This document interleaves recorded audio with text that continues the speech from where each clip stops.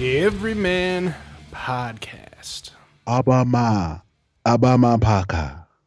Abama. That is how they say it in the deep, dark jungles of the Amazon. That's it, man. Abama. Because I have reason to believe that we are being listened to by some sort of isolated tribes in South America. So Go out on a limb here and say that we're probably even being listened to by patrons of Atlantis.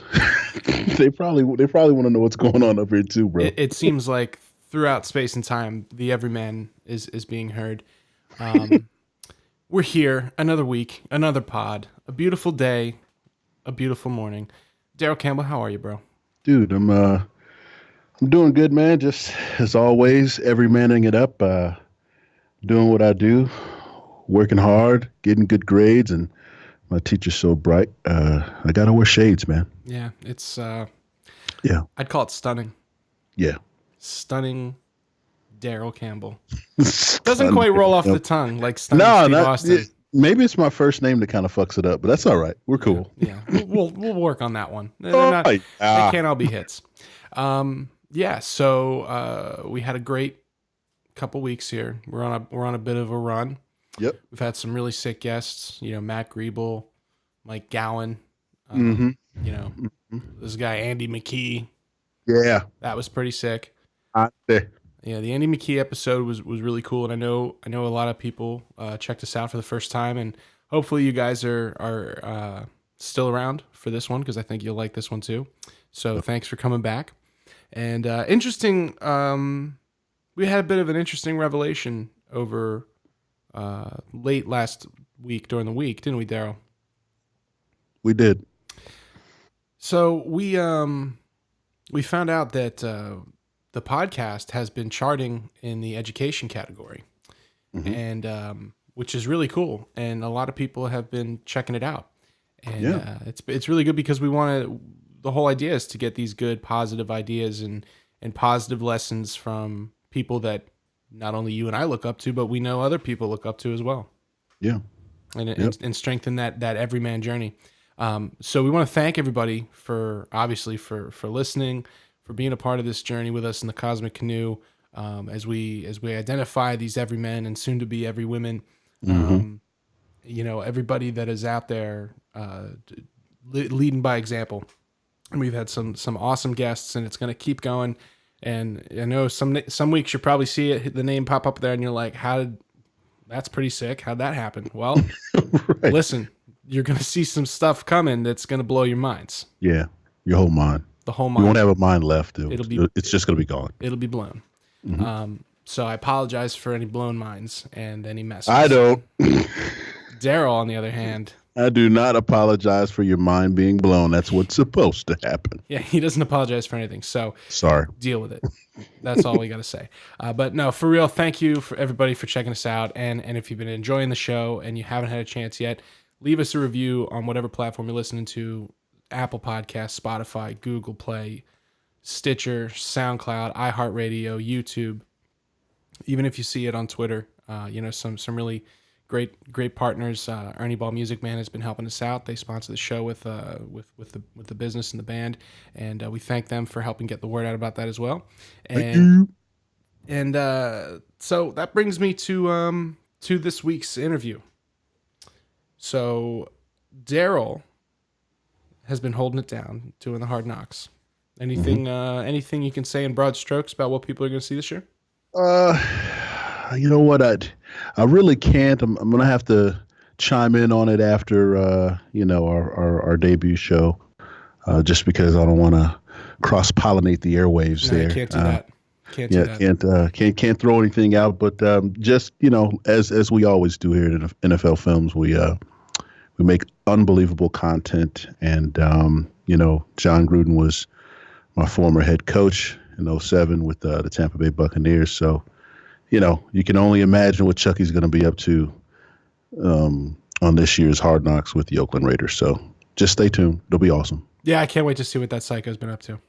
Yep. He's a madman. Yeah, he is. Yeah, I mean, speaking for myself here, I can only assume it's going to be of the highest quality and super dramatic and really brings life to sports in a new way. So I know I'm looking forward to it. But needless to say, that has made it so the last couple interviews that we had planned, Daryl wasn't able to join me upon my Everyman Cosmic Journey. So this weekend, I went to a lovely town in Pennsylvania called Reading. It's a quaint little town. They've got this sick ass pagoda up on the mountain there. Pagoda. Yeah, you think in the mountains of Pennsylvania, the first thing I think of is Asian style pagodas. Right. Yeah, it's pretty cool. You should Google it. Reading Pagoda. That was neat to see. The venue, Reverb, was really cool. I want to thank all of the staff there that was so cool and helped me out, throughout the day, moving things around and kind of just doing my everyman thing. When I get somewhere, I end up just kind of taking the joint over, even if it's not my thing. It's somebody else's. Yeah. So we were there to see Between the Buried and Me. Shout out to the great Momo who helped out with this pod, and he did a great job taking care of the sound and making sure that was all together. And this was a first because, as you know, bro, we had it was myself and two guests live. Mm-hmm.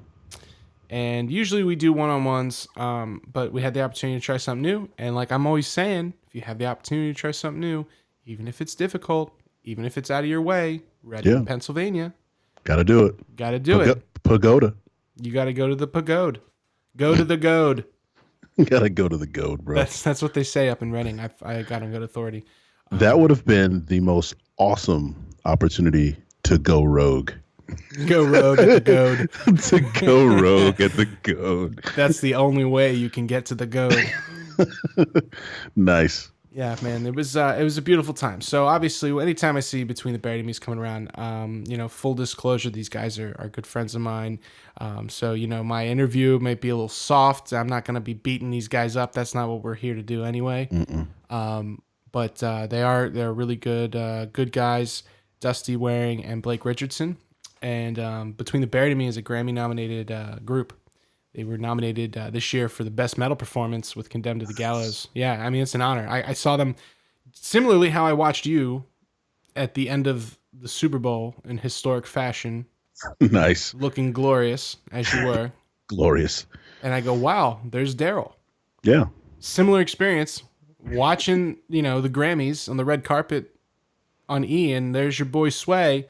And next thing you know, I see my buddies in BT Bam kind of, walking in the background, looking all dapper in their tuxedos. So got to talk to them about what it's like to be nominated for a Grammy, which everybody knows, even if you're a musician, if you're not, it's the highest honor in the professional music world, being nominated. And, unfortunately they didn't win this time, but I'm very confident that they're going to be back in that opportunity in the future. For sure. We got to talk about life on the road and kind of a little bit about their lives and what they're into. Dusty's the uncle of my dog, Rhodes.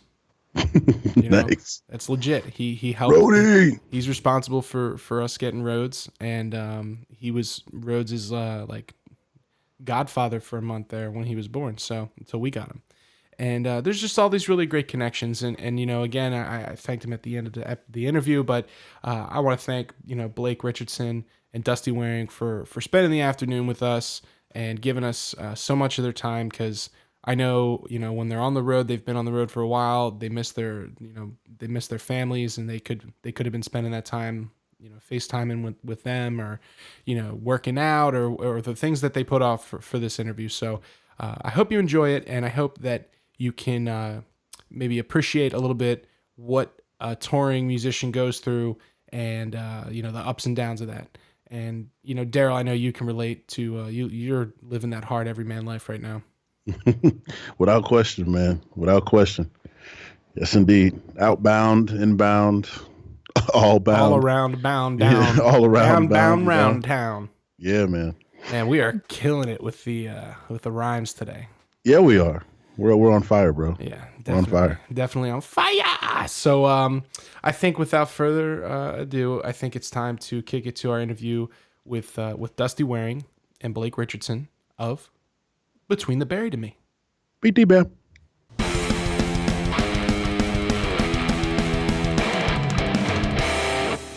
Today, we have a very special edition of the Everyman Podcast. It's a live sit-down interview from an undisclosed top-secret location. And joining me on my guests today are some wonderfully talented musicians, Grammy-nominated progressive metal icons, guitarist Dustie Waring, and drummer Blake Richardson of Between the Buried and Me.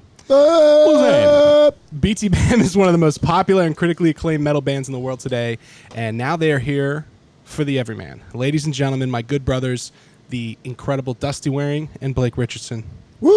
What's happening? How you guys doing? I'm good, man. You doing okay? I'm doing great. I'm a little sweaty. It's a little hot. We're in a heat wave. Well, the good thing is there's 3 AC units yeah. within 10 feet, so it should get cool in here soon. Working at half and capacity. they're all blowing at us. It's Yeah. perfect. So, as I was saying, we're here in Reading, Pennsylvania, at the Reverb nightclub in the beautiful lounge green room area here. We just hit the Pike Cafe for some world famous chicken wings. Hans gave us that tip, right? Yeah, Hans Schlosser. He is a very good friend of ours, and we've toured together for a long time. He's from here, and for years he would always tell me and Blake that the Pike had the best wings in the world. And we're like, really? Reading, Pennsylvania? I mean, I myself, when you told me, I was like, But they're fucked up good, man. they were great. It's, Yeah, to me, the best wings I've ever had. I think we just put down like a solid 3 dozen between the I table. ate at least 20. I could have done another dozen probably. Well, Because yeah. they're small. Yeah, they're not. They're yeah, small yeah, wings. they're They're real tasty, small. but they're not. They got a good. And they had a coating. great variety of flavors. Yeah. Yeah, but the thing about wings, it's all about making them crispy. Yeah, I don't like lot when of they're people like undercook 'em. slop. Yeah, I definitely get them cooked crispy. That's the way to do it. I think that's the science. If you can, you got to ask for them extra crispy. Mm-hmm. And the one thing I liked also about their wings there is they had equal amounts of dry rub flavors and sauce flavors. Sometimes it's one or the other. I like being able to mix it up. Yeah. Yeah, special thanks to our waitress over there. Yeah, she was a real She was- bastard. She's a real darling. But yeah, Pike Cafe and of course Momo's here today assisting us again on a live podcast. Whoa. And we have the lovely and talented Samantha sitting in enjoying the podcast as Yeah. well. So, gentlemen, you guys are on the road. This is your second to last stop on the tour. Uh How's your summer been? What's going on? huh. Exhausting. We have what 2 more shows left in this one on this Yeah, tour. I tonight think. and tomorrow. And then we go home. It's been good, man. We kind of did this run just because we had 3 festivals booked, and so we wanted to kind of do like a mini tour to like kind of do some in between shows, and so that gave us an opportunity to do some stuff in the Northeast and do some Canada dates and some random Midwest shows, which actually turned out to be pretty good. But yeah, it was fun. The cool thing about this time of year with the festivals is that you guys get to play on shows with bands that you wouldn't normally play with. I know last summer you guys, I guess it was the summer you were playing some shows. Tears for Fears was on. That was several years ago. That was just Bonnaroo, Oh, okay. which is my personal favorite festival of anywhere. Yeah. I've been there as a fan a couple times. It's a great experience. Good vibe. I saw Opeth there.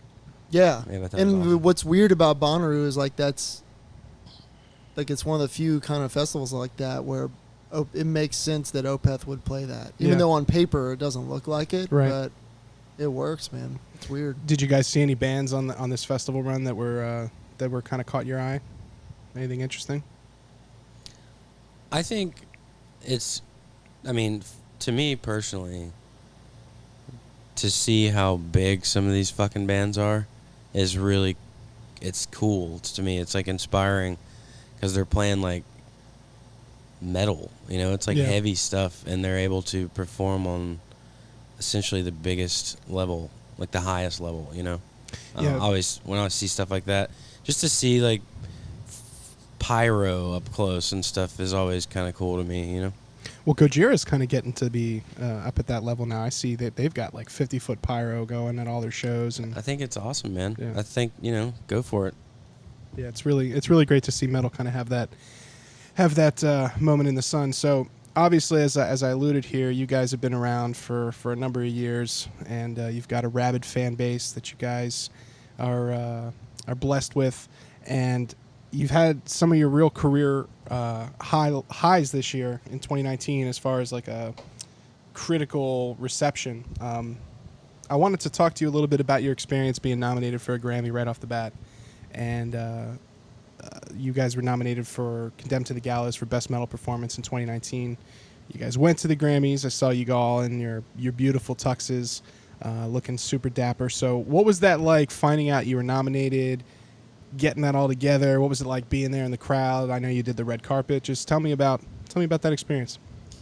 It was fun, man. It was a very unique experience, and honestly, we debated even going to the actual ceremony because it was like in the middle. It was like smack dab, not in the middle, but like at the beginning of a tour that we were doing. So we were like, oh man, we're gonna have to like move some dates around in order to do that. But at the end of the day, we were just kind of like, fuck it, man. This is like a once in a lifetime sort of deal. So we're like, we gotta go. So yeah, man, we did one show on that tour and then all flew. We basically played the show in Athens, Georgia, drove up to Charlotte, flew out of Charlotte to LA, spent the night, did the Grammy thing, and then flew out early the next morning. So it was kind of like a whirlwind. Yeah, for sure. But it was cool, man. Like, it was kind of hilarious. The red carpet thing is so bizarre. It's way smaller than you think it, like you see it in your head, like the way you envision it. And it's super awkward because they'll have like stations set up.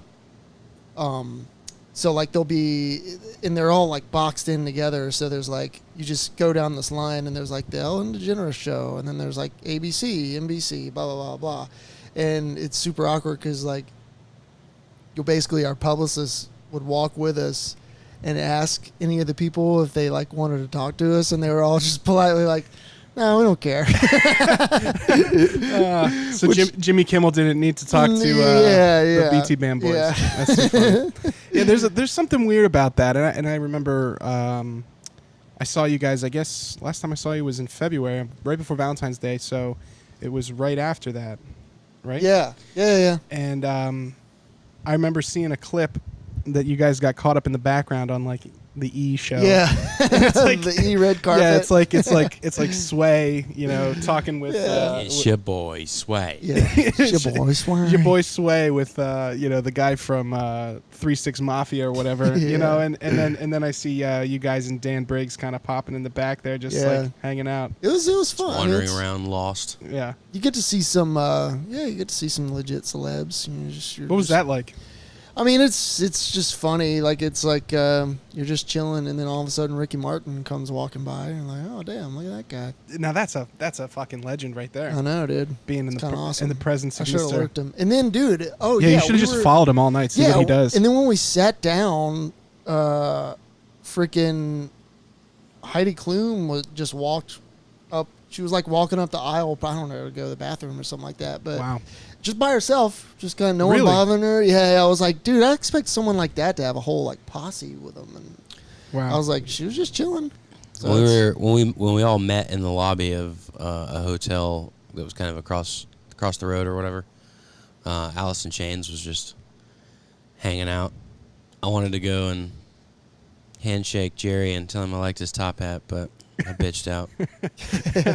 Yeah, those guys have they have some incredible style, and everybody there that I saw like on that red carpet is all done up, and it must have been weird. Because I mean, I know I've known you guys for a number of years now, and I've been to your hometown, and I've seen where you guys are kind of where you're from and everything, and you're as real a dude as it gets, both of you. So I gotta imagine you never thought that you'd end up in a place like that at the Grammys, and you're nominated for one. Nah, hell no. No way. Not as a kid, but Never would have thought that. As time has gone on through our career, we've hoped we would, So it was being nominated and being able to go was pretty fucking crazy. Everybody was pretty smiley that day. I could tell. Yeah, everybody looked really happy. It was just like, it was cool to, after all this time, to just kind of get a big pat on the back like that, and it was also cool to see a lot of those artists perform. Obviously Casey Musgraves was awesome. Herb, the artist Her was fucking crazy. It was a really, really, really good performance. Brandy Carlisle. I thought Post Malone did a good job.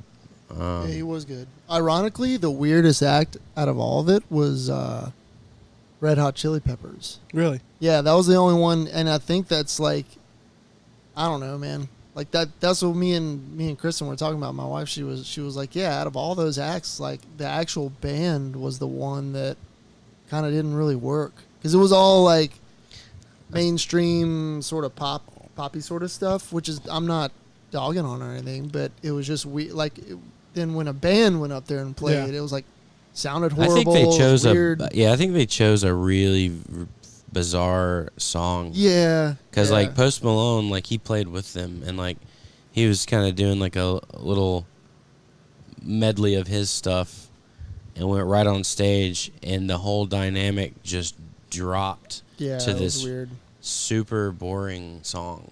Yeah, I really, like if they would have went into like a, like a Chili Peppers hit, and played together, that would have been fucking awesome. People would have went crazy, I think. But the dynamic was like boom, boom, boom, boom, boom, and they come in and it's like California or something, Yeah, something about California. One of those 14 songs about California. Yeah. Then Kiedis actually walked past us. He walked up the alley. What do you call that? The aisle to to go out. I guess you had to pee or something, but that whole thing I think is very interesting because it's like there's clearly like multiple layers of the music industry where you can be successful in your own kind of vertical category, but then when you start comparing everybody all in one big pool, and you kind of experience this at NAMM as well, which is like you've got the top metal guys mixed in with the top country guys mixed in with the top whatever top 40 hits are, and you really see like the different like level of not only the production but how much money is behind certain acts, or how many, like you said, the posses, like this person has a publicity person and a social media and a chef. It's pretty weird. It is. It almost weird. Feels a little like I don't know, obviously I wasn't there, but I would think it's like makes you wonder where your place is in the whole system. I mean, we're definitely like we were definitely out of our element there because we're still to an extent like a DIY sort of band, so it's like we've always been sort of small scale, so I can't really compare us to anyone that's on that level. It's pretty nuts. Yeah. Do you think that helps you guys when does it help because obviously that audience isn't really looking for progressive metal, but no.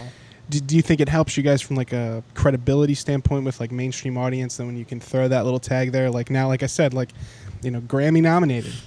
I don't know. Or do you guys not think about it like that? I don't know, man. I mean, I think in some way, even if it's down the road, I feel like it's in some way, it's just like some cred that could benefit the band. You know what I mean? Like, I don't know. I feel like it's definitely like a monumental thing in a band's career to even get,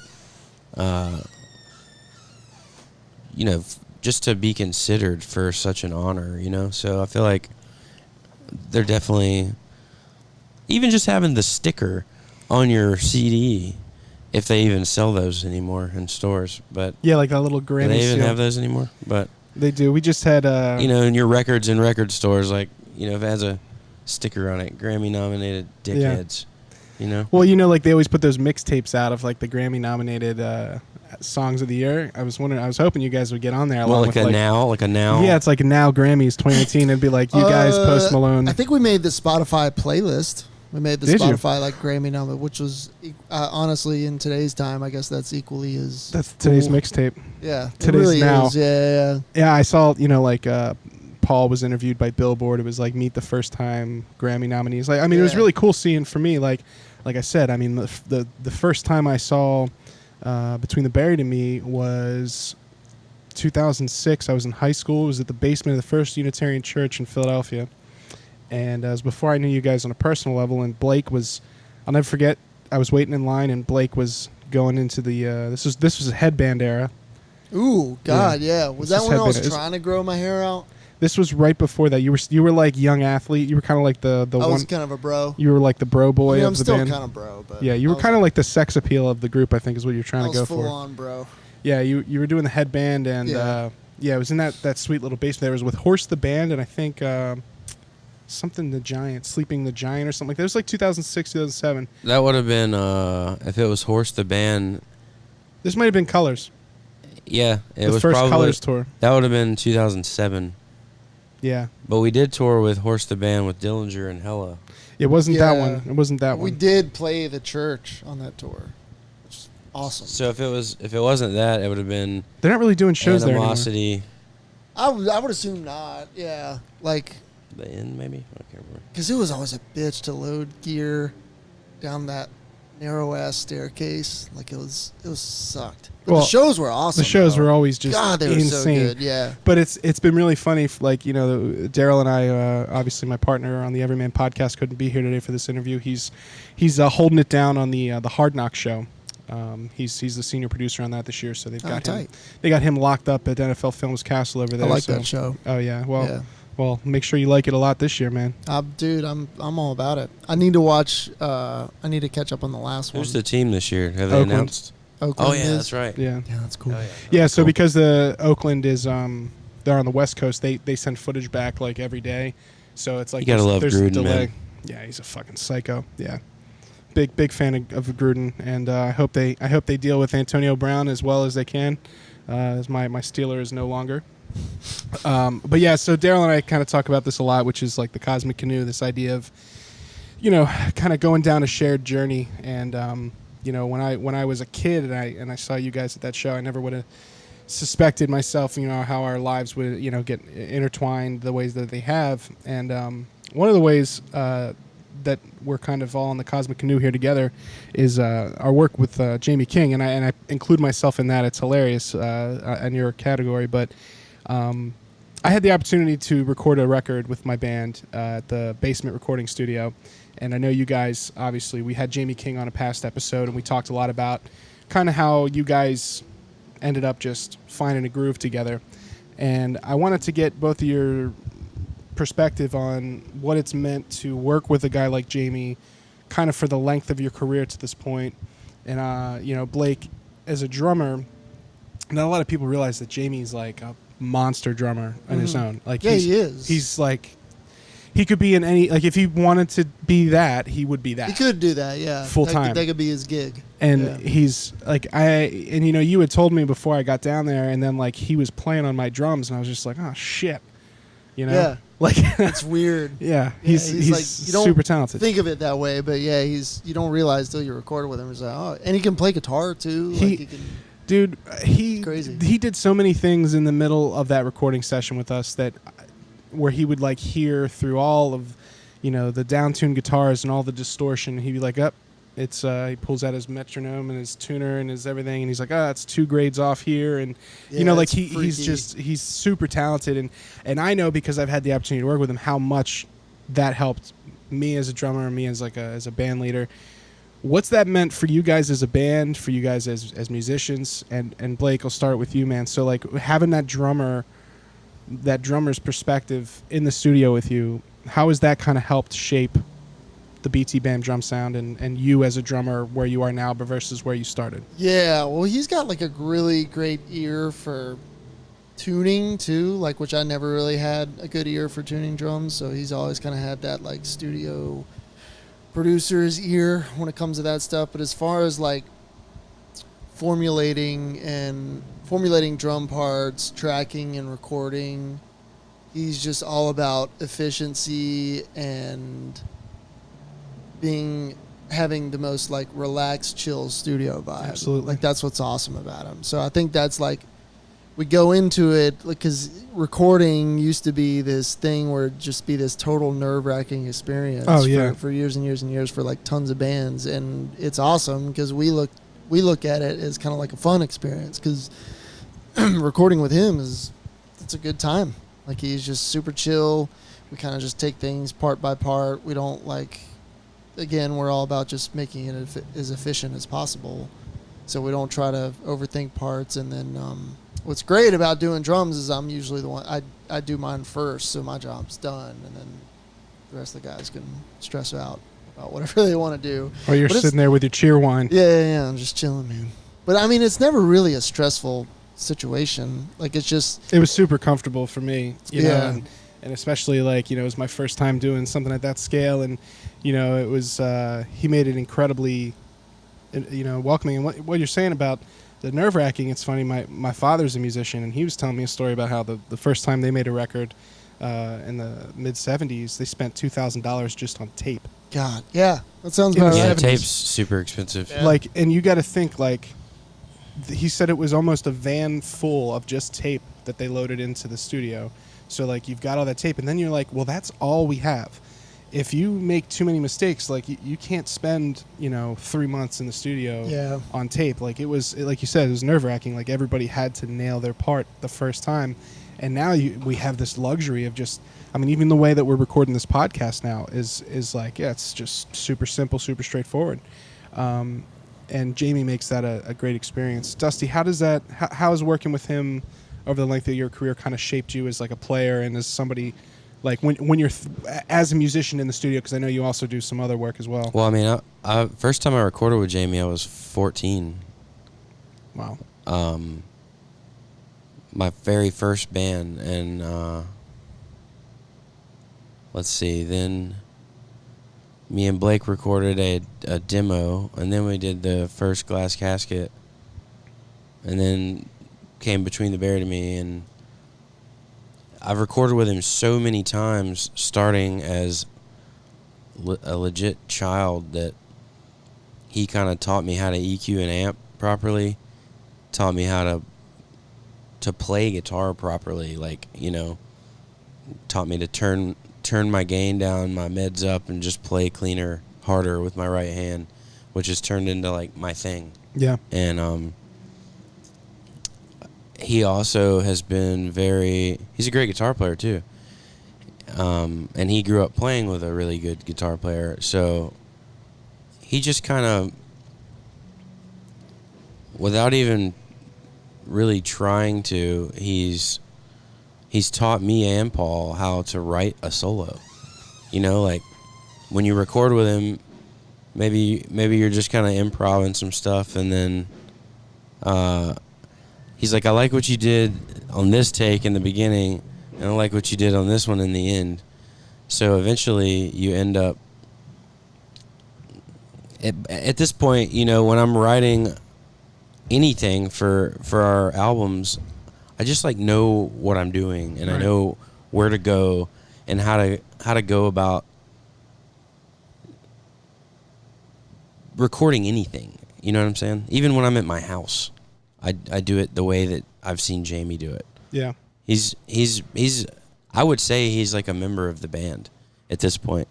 He certainly, I mean, we spent 2 weeks with him. And I know you both of you guys popped in for a little bit of that session, and it was the same way with us, like what you're talking about with the solo, where we had an idea on how we wanted to get a solo idea across, and I even had a drum part that I wanted to, and I said to him, I said, this is like the big emotional ending point of the record.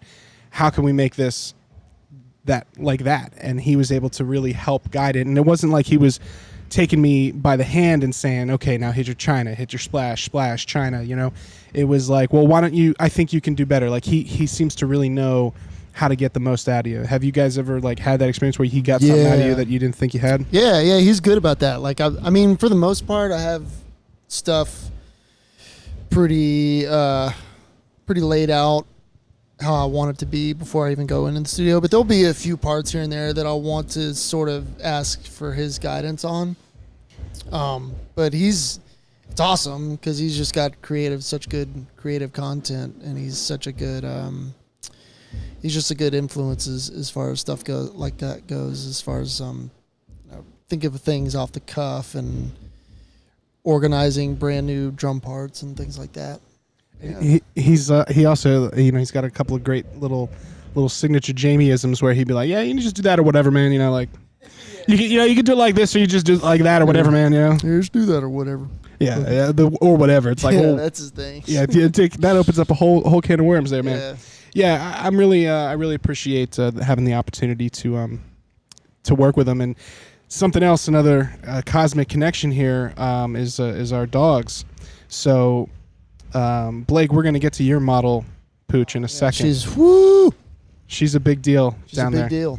She's a big deal. She's award winning. Famous dog, dude. Yeah, we got a couple of famous dogs here. So, Dusty, you are not only responsible for me getting to work with Jamie, but you were responsible in a roundabout way for how I met Samantha, and you also coordinated our beautiful dog Rhodes, our sweet pit bull, The little pig man. the little pig man. So you were actually my dog's uncle, Yeah. and Uncle Dust. Uncle Dusty. So I wanted to talk about pit bulls and just dogs in general because Isn't it funny that I have more of a dog name than your dog has? I never Right. thought about that because we named them. I wanted to My name dad's them. like, hey, we're either having a Pomeranian or a kid. Let's give him the same name.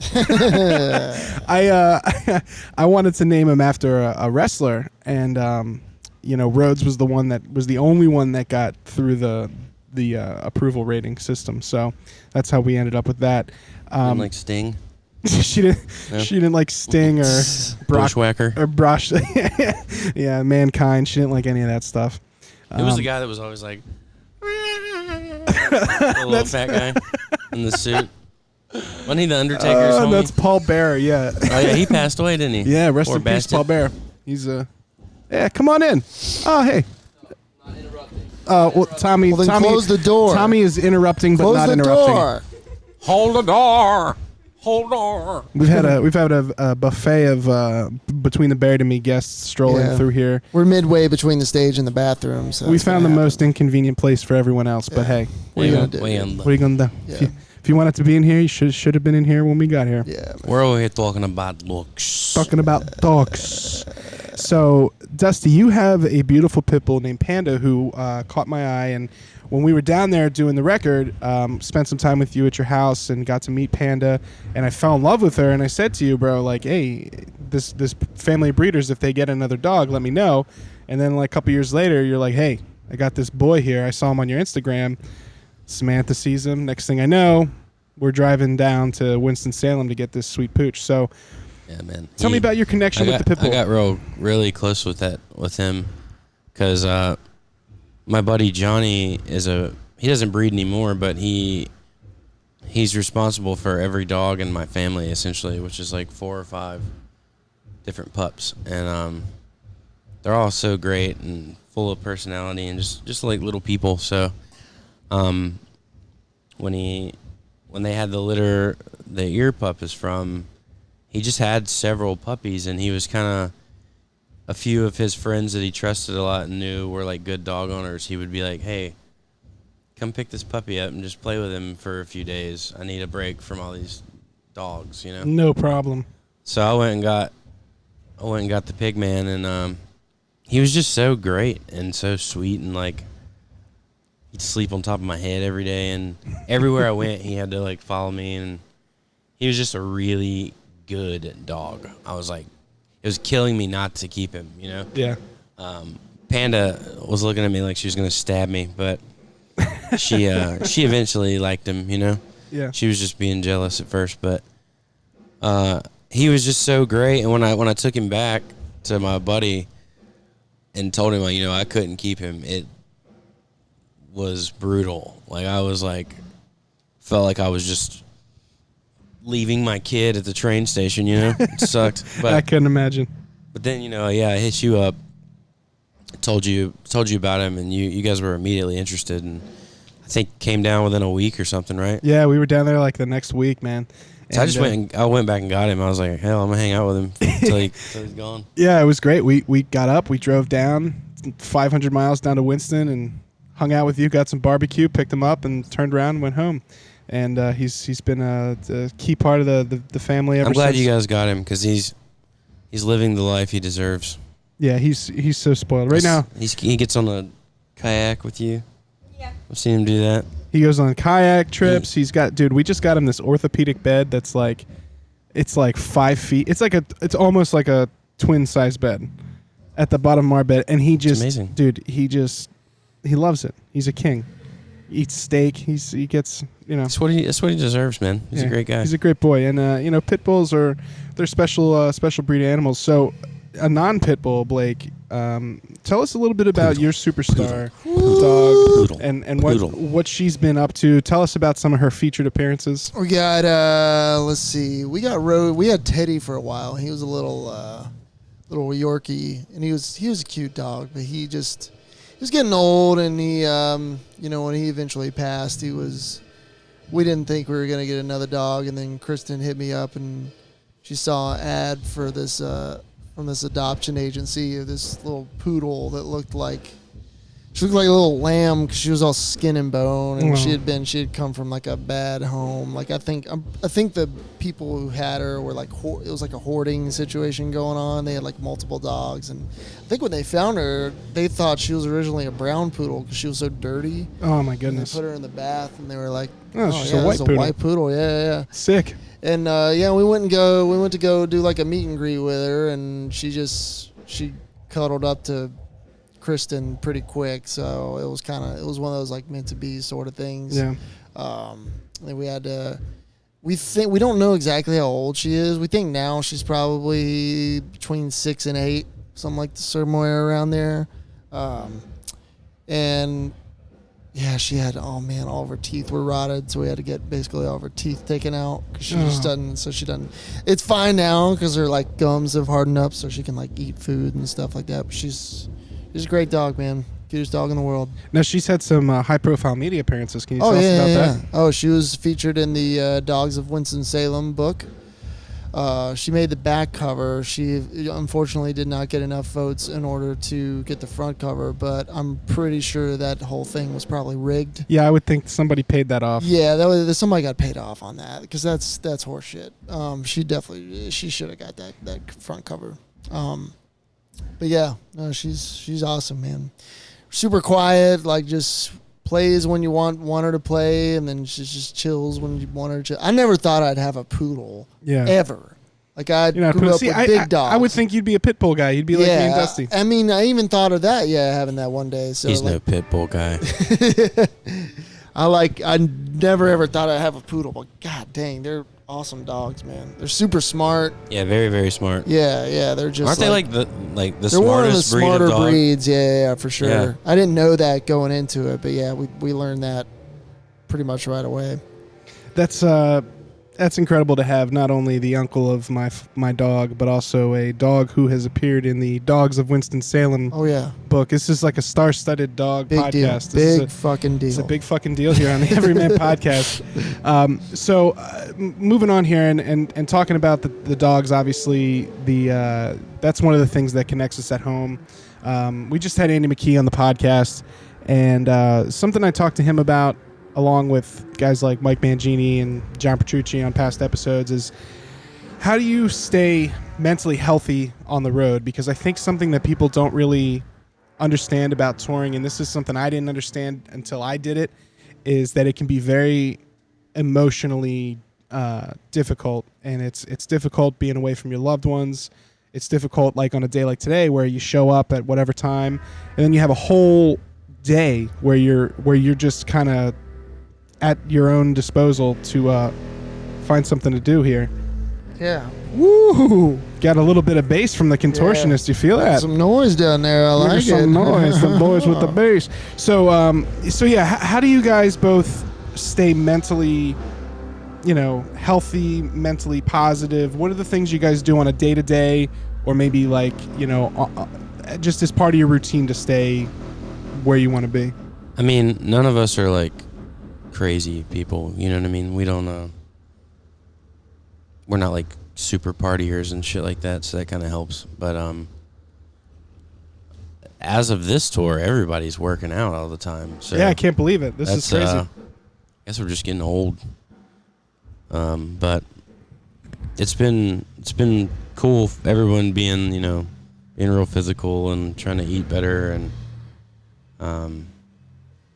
it's pretty easy to feel kind of off when you're in a different place every day. I've definitely gone through weird times where my mind's been kind of off, but I don't know. I think it's comforting to me. These guys suck. They're terrible people, but no, I'm just kidding. The Contortionist, yeah. No, he means his own. I'm talking about it. Yeah, my own band. I don't know. How We all have like a really good. I don't know. We're like family, man. It's like just. It's like going on a trip with a bunch of your brothers. You know what I mean? It's just the same.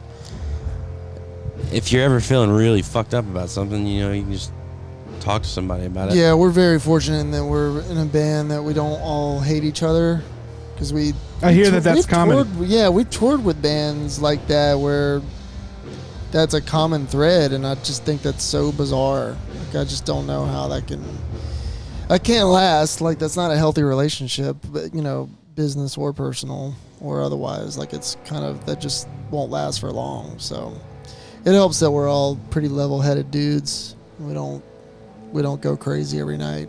So you got to kind of keep a baseline throughout the year. Like if you're got your shit together generally in life, and then you have a good support system on the road, you're able to kind of keep it all together. Yeah. I mean, and most of the guys in the band are married, and it's just there's not anything crazy. What you may think that, like, a lot of people may think touring is this crazy thing and it's like a party every fucking day, but we're really, really boring. We just sit around and we watch TV. We like to have some snacks, maybe do a workout, maybe see a movie sometime. Yeah, no, I mean, in my time, you guys always welcome me out when you're in town, and I get to run around with the band for a day, and it's always food and a lot of hanging out. Blake plays a lot of Fortnite. Yeah, well, I wanted to talk to you about that. Are you still elite? Are you still killing shit? I dabble here from time to time. Like, if I have a little bit of random free time during the day, I'll play a little bit. But other than that, I'll do drum lessons when I can fit them in. I make my little drum heads that I sell from night to night. Those are beautiful. We're going to talk about that here in a second. They're pretty. I mean, I'm pretty proud of them. I've come a long way. They're very nice. Blake's being humble. He started. he's not only a talented drummer and just all around beefcake, but he is a super talented artist, and he designs these awesome drum heads that feature the band as different groups. And sometimes it's the Avengers. He did a great one of The Office, where I think, Dusty, you were Dwight, right? He made you Dwight. You were. I did one. Oh, you were Kevin holding the chili. Dan was Dwight. That kind of makes. I can see that. I was Randy in the Trailer Park. Yeah, the Trailer Park Boys. I loved Mike's stomach in that one. Yeah, those were a good one. Those were great. So that kind of answers my question about what you do, keeping yourselves busy, because I know Fortnite is your thing, and Dusty, I know you like to get out with your camera a little bit and do some photography. Dude, I haven't done that in a while. I just, to be honest, man, if I can go to, like, a lot of people hate the mall. I don't go to buy anything, but if I, like, feel kind of stressed and I have a bunch of time, I'll just go walk around a mall. Yeah? Just walk. That helps? Just being around, I don't know, just it smells nice, it's clean. Get the fuck out of a dirty-ass venue for a minute. Yeah, because that's the thing, you're living in the back of these, either, you guys have a beautiful band van bus, but you're just in and out of these venues, and they're not always it's not always as glitzy as people kind of have this idea, so I could see finding a nice McDonald's to take a shit in sometimes is Yeah, I mean, sometimes that's what the doctor ordered. But ever since Uber kind of changed the game for touring, because now we're not stuck. Oh, not technically stuck anywhere. Drive, we can just get an Uber to wherever we need to go, somewhere in town. See some of the big sites in a got good a town. Like coffee shop, like hunting for good, like the best coffee place in town is. Yeah, that's number one. That's like a daily thing. Is usually that's the first thing we do is find whatever good coffee. Paul usually finds it since he's the specialist. He's the coffee assassin. Yeah, he's got his own coffee roasting company and is about to open his second location of Queen City Grounds, his shop in Charlotte, North Carolina, which is pretty cool. Really good coffee, really good food, to be spawned from such a piece of shit guy. It's amazing. Somebody that defective was able to put out Yeah. such a great product. Someone can't so believe it. unattractive and just has no talent. Just Nothing. all around just sucks. The Just guy all around a total the ham guy candle. sucks. Ham candle. Yeah, you guys really. I mean, you must be strong to be able to survive these tough Between the Buried and Me boys. Don't know how you do it. They're all terrible. So I've got one of the things I mentioned earlier is Between the Buried and Me has some really passionate fans, and because you guys have been around for so long, there is kind of like a generational split, I would say, between the fans. And you've kind of got the OG crew like myself that were kind of there for the initial run and stuck with it. But a lot of your fans, I think, are newer fans from like maybe Colors onward. Yeah, I would say the majority of our fans are Colors on. Yeah, for sure. But there's still a strong contingent in the center there of really hardcore people from the early days. Yeah, there's still people that are like, hey, I've been listening since Silent Circus, you know. But I think that once people have become fans, they go backwards. Yeah. They just want to see like what it evolved from. And it is kind of, it's like if you start at the beginning of Between the Buried and Me and you move forward, it's one experience, and if you do the opposite, it's completely different. And it just really shows how different you guys are now. And how do you guys balance the needs of like your own creative desires to keep moving forward, play the stuff that you want to play, but there's also people in the crowd that want to hear, you know, this song or that song that maybe you guys don't want to play. How do you balance that, and what do you find is the best way to kind of make everyone happy, like make the band happy and then keep everyone in the audience happy? Well, you know, like Alaska is pretty much as far back as we usually go for throwing a set list together, just because people on the internet say that they want to hear that shit, but when you play it, there's only like perfect example, our Colors anniversary tour. Mordecai was the encore, and Paul would joke around and be like, all right, about to play a new song. We'd go into Mordecai, and there was a lot of people that thought it was a new song. They didn't know that song is from like 2002 or 3, whatever the hell that was, you know? They just don't, like, you know, I think it's just with any band, when people are constantly asking for first record, second record shit, it's an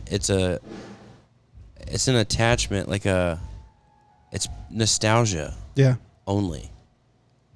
It's not like you prefer a one-dimensional product to this fucking 4K shit you have now, you know, even production-wise. Like, Right. it's so much just, you know. It's like the they old want to. stuff was like one thing, and now the new stuff is that one thing plus all this other shit.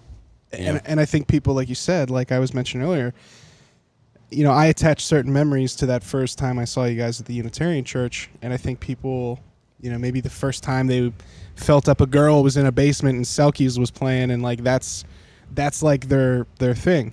And Chicks. yes, everyone knows. And for our listeners, Between the Buried and Me has one of the largest female audiences in all of music. Yeah, and in all of progressive music. So that's, usually when you think Between the Buried and Me, I think chicks. I don't think progressive music has a female audience, period. Well, I mean, there's very few. You know, very few. I got very lucky and met Samantha at a show. Obviously, we're the only couple that was ever. It's been expanding though over the years. I've noticed it over the years. Like I've seen more females at the shows. It used to be the only ones that were there were the ones that were dragged there by their boyfriends.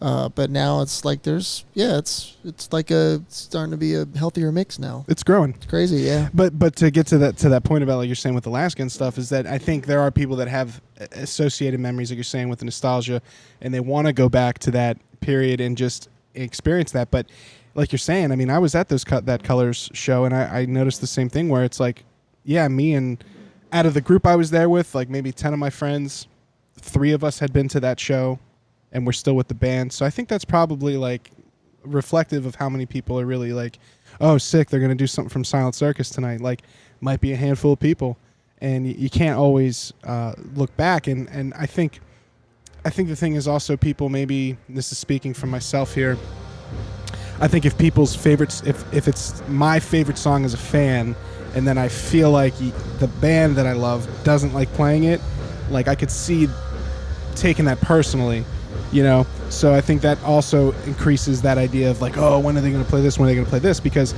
as we're going to get to here now, I put out the call to your fans on your Reddit, on our Between the Buried and Me on reddit.com, to ask what did people want to know. And it's interesting because I got a lot of great questions, but a lot of them are kind of along the lines of like, when are you going to play X? And when are we going to do this tour again? When are we going to do this tour again? There's a lot of people looking back, and that might just be a vocal minority on the internet, you know, because every time I go see your shows, there's still a lot of people that are having a great time.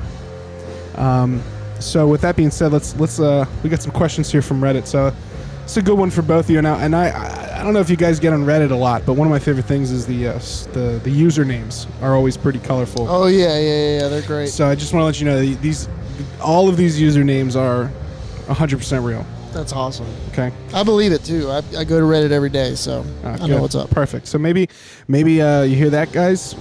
Maybe, I'm a Redditor, dude. Maybe Blake's in there lurking. So I'm working hard. I see everything. He sees everything. So you better watch those memes rating albums because he sees them. Okay, so Himotheus wants to know, and this is a good one for both of you guys: is glass caskets still a thing? Yeah. Yeah, it's still a thing.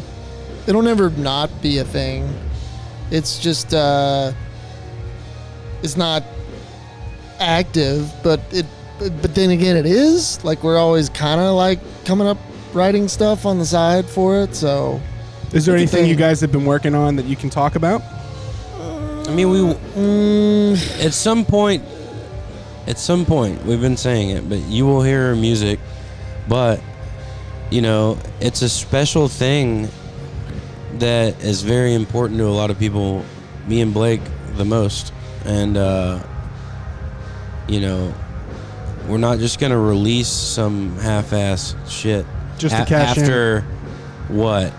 We haven't played a show in 9 years. You know what I mean? And we haven't released a record in 13 years. So we're not gonna just put out some shit for the sake of just to like make 3 random kids on the internet happy. You know what I mean? Yeah. Like, it'll be on our time when we're like really proud of what we've come up with, you know, and production wise and all that stuff. Like, it's a very special thing that we can't allow it not to be special and just put out some bullshit. You know what I mean?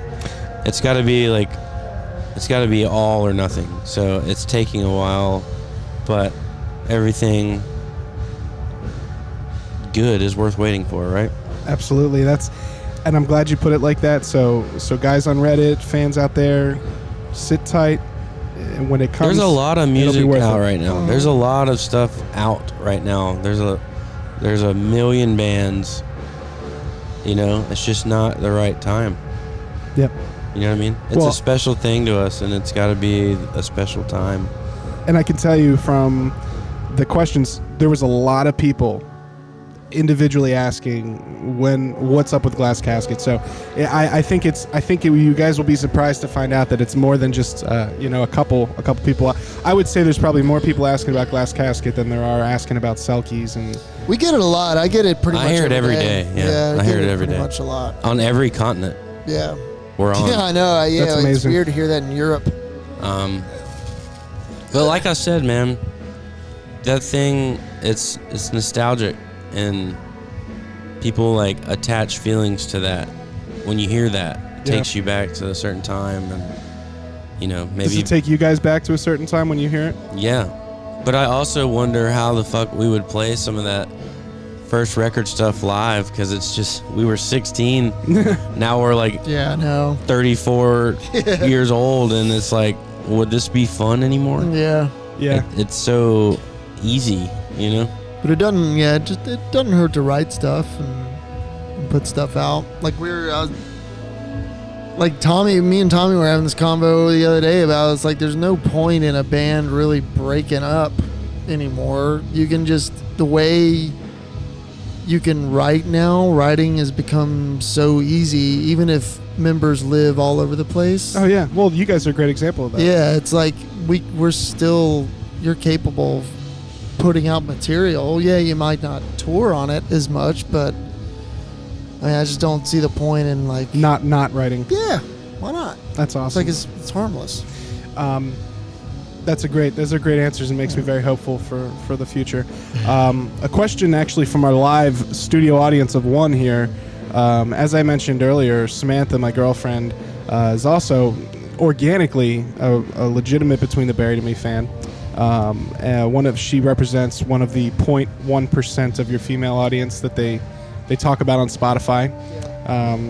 And Samantha wanted to say that you guys always have a great lighting experience at your shows, and her particular favorite was the Parallax, where you guys had the whole planetary business going on. Yeah. Which I agree was pretty sick. What has been your favorite lighting setup that you had on tour? I obviously I sat in on your sound check. We got to see what you're doing now, which is very cool, an evolution of that backlighting kind of idea. Yeah, What's been your favorite thing? This one's cool, and then I think when we did Coma Ecliptic, that was a good one. That's the one where you had the big halo. Yeah, we had these big, they're like naval spotlights or whatever, and they were kind of set in the background, but they looked really cool. Like that was probably one of our. They were from like the war, right? I think they were old, dude, and like the lamps on them were like super old, but they looked cool. They were like, that was probably one of You them. could feel them halfway through the crowd. Yeah, It yeah. was hot as shit. Yeah, it was nuts, dude. Like they're pretty cool, but yeah, that's like that one and the one that we're currently on. But we try to change it every tour. We don't want it to be the same. Yeah, you guys every always single keep it time. fresh, especially Yeah. with this, not only set list, but the bands that you bring out and also Yeah. the way it looks. Obfuscation 5577. What's the most technically difficult song for you guys to play? You guys can both answer that accordingly. Obfuscation is a burner on guitar. One of my favorites.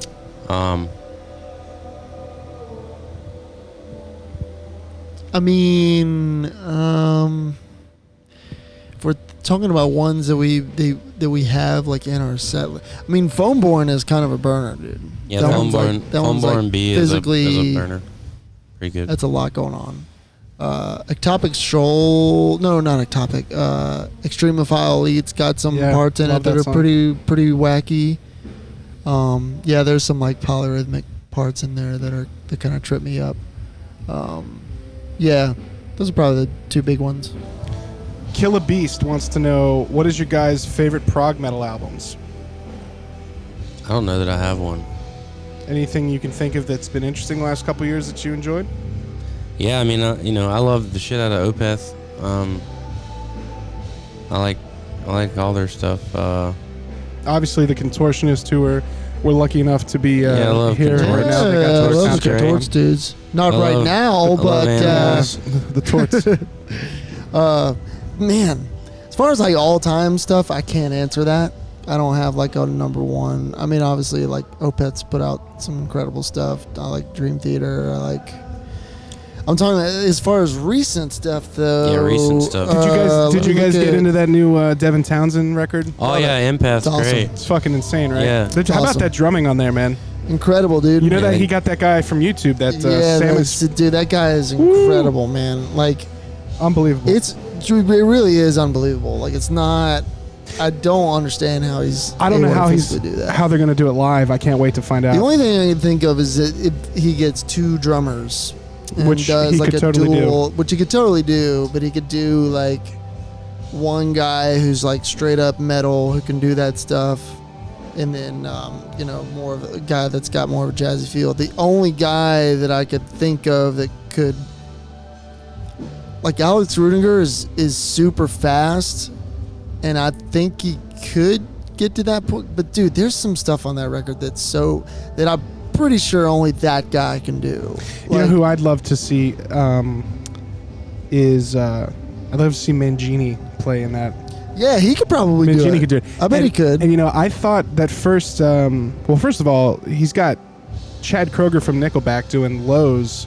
He's doing like death metal lows on that one song. Yeah. And there's a blast beat on there that I thought was just production, where it's like it speeds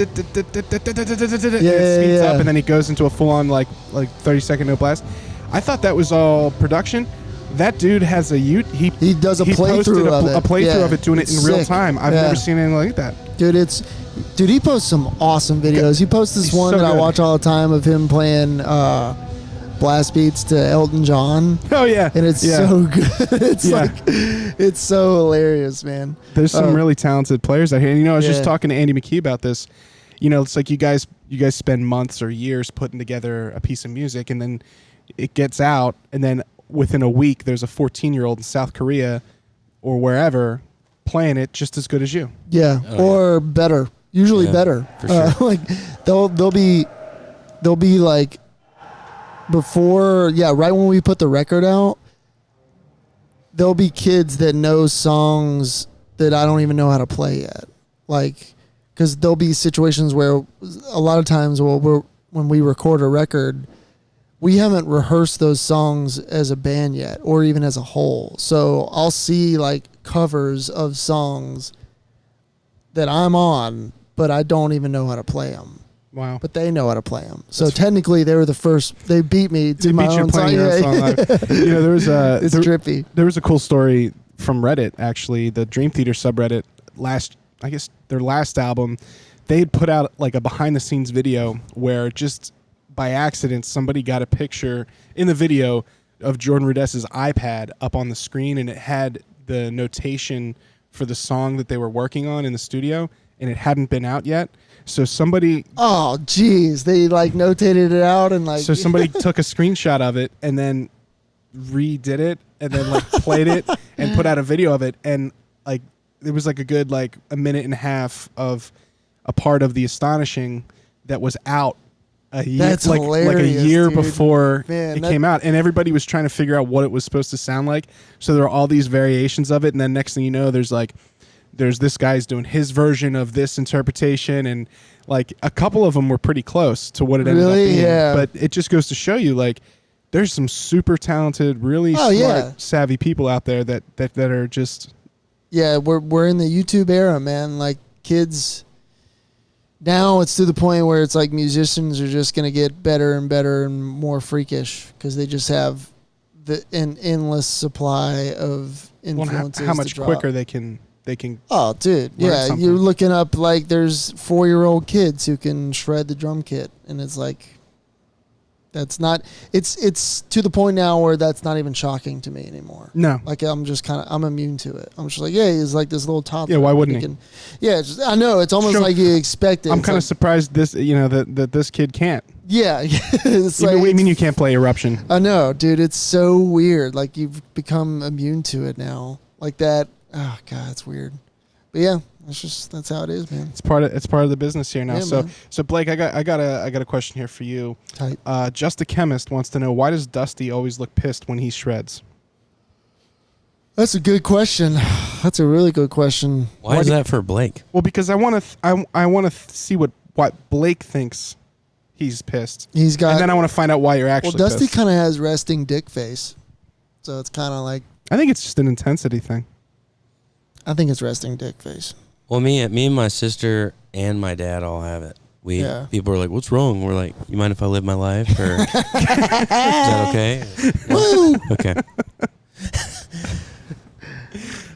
That's what it is. Yeah, that's we're it. all goofballs, like totally. But when we're in the middle of performing, we're taking it very seriously. Oh yeah, and some of the shit's really hard to play. So, a lot of focus required. Yeah, and I can't, because of my back injury, I don't like headbang to the floor anymore. So if I'm like really that's your expression. apart, I'm gonna like face you you're just gonna feel my intensity through my look, rather than me physically moving. Yeah, like fucking jumping off the walls and shit. You know what I mean? No scissor kicks or anything like that anymore. Yeah, like if I'm just like sitting there in my zone and I'm riffing, I'm probably gonna look like an asshole. But you know, we got another guest here in the Everyman Lounge. Come in. You guys sounded great. Oh, thank you. Yeah. No, it sounds good. Thanks for popping in. We're It's good just ambiance, podcasting. dude. Hey, if you want to take a microphone into the bathroom with you. Yeah. No worries. So, Kyrgyzstan wanted to know what your favorite band to tour with, and I'm going to answer. It's probably not the Contortionist. It's definitely not the Contortionist. Yeah. Wait till We love, For you listeners at home, We love Mike Contort. is he's running in and out of the room right now. He's a good, sweet guy. There he goes. Mike He's the leaving now. Contortionist. No, we love them. They're wonderful gentlemen. They're great. animals. Animals great. Plenty. We just did our first tour with Plenty a couple months or a few months back. Yeah, we love those guys. Fucking great guys. The God. dingoes. Oh man, they're great. Good dingoes. Yeah. Good dudes. Who else? Who else is good to tour with? We always had fun touring when Devin had his normal lineup. Oh, yeah, yeah. Devin. Several Devin's a fun times. time. Yeah, Devin's Love pretty cool. Leprous. I love that good. band. Leprous is that's one of my favorite bands that I've discovered coming to see you guys is Leprous. We were hooked on that record for a good while. Dude, Yeah, we and like I bonded. said- Yeah, we bonded with those dudes pretty much instantly. Yeah, immediately. Like on that Devin tour, they were great. I'm glad to see they're doing well. They're very talented. Yeah, And it's very unique too. It's cool to see Yeah. yeah, they're very unique. They're not run of the mill. They're definitely their own sound. It's kind of cool. I think in a way, a parallel could be made. Like Between the Buried and Me is kind of like what Joe Rogan is to podcasts, where you guys you have such a wide base of your fans that when you guys bring a band out with you, more people go back out into the world knowing about Leprous even early on, like with Devin Townsend, nobody knew really about that, and it was like he was out on the road with you guys a lot. That's a good analogy. And that blew up. I mean, Contortionist is a great example. Not only that, but like they start working with Jamie King, and then that starts to evolve their sound and pushes them into a new, completely unbelievable realm of creativity and originality in the progressive space. And I mean, I think there's a real interesting connection there with you guys kind of bringing people along for the ride. Is that something intentional you guys try to do, like bring somebody out that impresses you, or is that just natural? Yeah, we've done. Yeah, I mean, we've always been pretty picky about the bands that we take out, but we just got a good feel for that sort of stuff. We want someone that's that's in our realm, but not, copycats or anything. Like we took Animals as Leaders out on their first tour ever, and that's just that just goes along with the examples you were given. Like it's just kind of, we'd like to try to not only expand our, I guess, not discography expand our discography of bands that we've toured with, but also kind of give access to those bands to the fans as well. That's kind of a thing. I mean, I know I took my parents. I brought my parents to a Between the Buried and Me show once at the Starland Ballroom, and it was the first time my dad saw Animals as Leaders, and now he listens to them. They're on his Spotify. Yeah, dude, I know, it's freaky. That's how it happens, man. It's crazy. It's nuts. Last couple questions here for you guys. I know you guys got to get ready for your performance tonight at Reverb in Reading. Whoop, whoop. So Reelamun wants to know about your writing process, and do you guys come up with riffs or melodies first and then set the time signatures later, or do you guys sit around living your life around a metronome and then try to develop rhythm and It's a sound lot more around that? boring than everyone thinks. We get this kind of question a lot, but there's no real science to it. We just all write shit. We get together and put it together. It's literally that simple. Yep. And as far as an individual goes, we don't write things to a specific time. Like most things that you hear that have a 5, a 7, or a 9 in it, Dan probably had his hands on at some point, but he doesn't sit there and say, okay, I want to write a riff that's in 5/4. Right. He just writes, and then we do the notation and everything afterwards. And like he just writes what comes to his head, and then that goes along with everyone else. And then he's like, oh, okay, yeah, I could subdivide this. I guess this is like a 5/4 with like a 3/8 tail at the end of it or something like that, and that's the phrase. Like Paul does that too. Like he doesn't think of things necessarily in specific times. He just thinks of things in like phrases. Like this riff goes like this, blah blah blah blah blah, and then you'll have this little tail at the end of it, and then you'll kind of go halfway through that riff, and then that's the whole phrase, and then you can go back again. So yeah, we don't sit around like huddled around a There's a lot metronome less thought into it. Well, I think the reason you guys get that question a lot is because what you guys do is so unique and original, and it's obviously so good that people that have the language of music are trying to figure out what it is that you're doing to get that end result. And you guys are kind of from a place where it's like, listen, we're just doing what we do, and if these kind of structures of progressive music or whatever explain it, that's great, good for you. But I know just from knowing you guys that you're not like, how can I make the most odd metered thing? But when you go on Reddit or something, there's a lot of really passionate musicians out there that are like, they think about things in context of like, well, is this what odd meter is this, and is this cool because it's in 7 or whatever. But I think you can overthink a lot of stuff.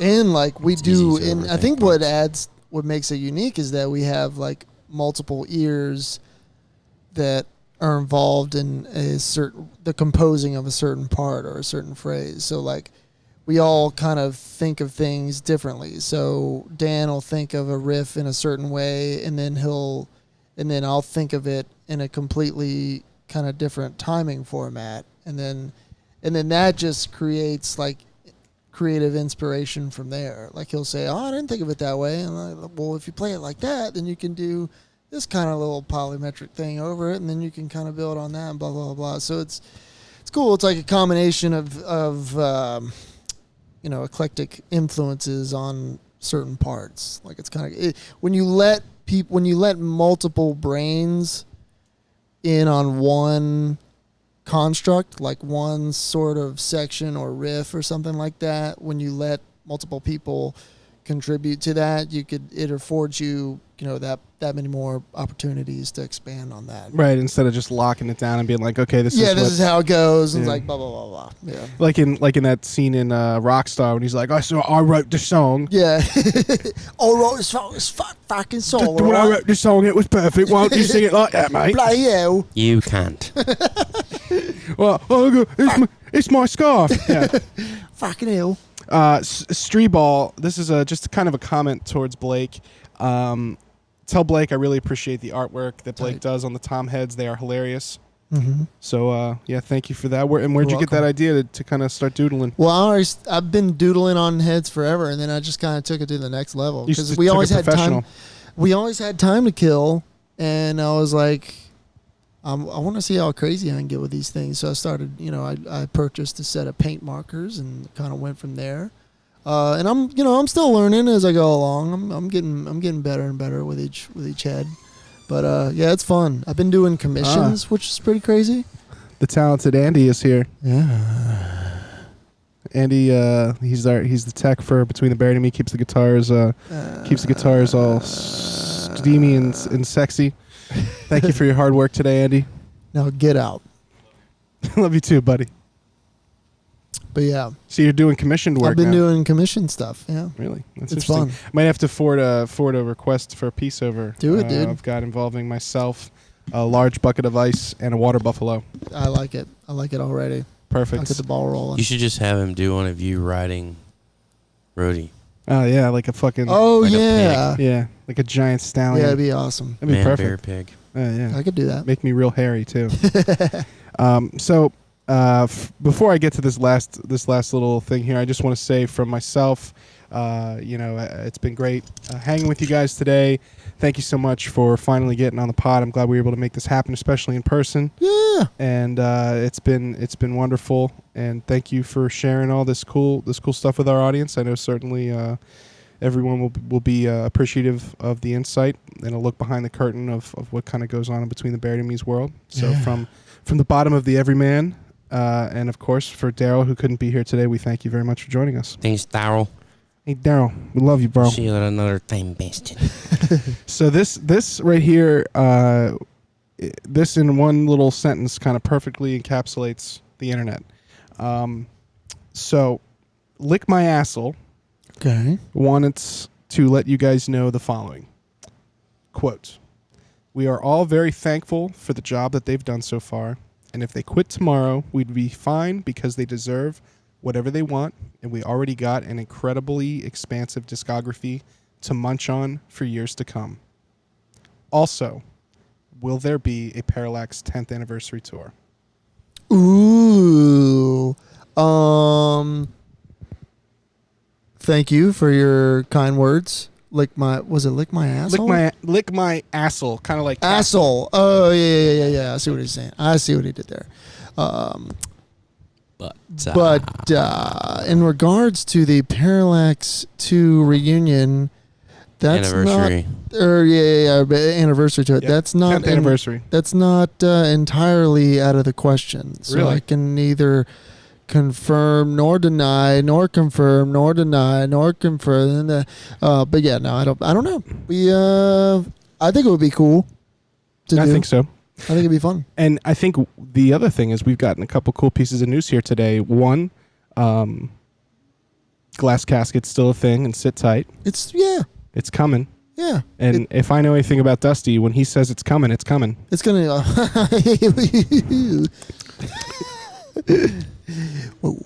Wow. Wow. Wow.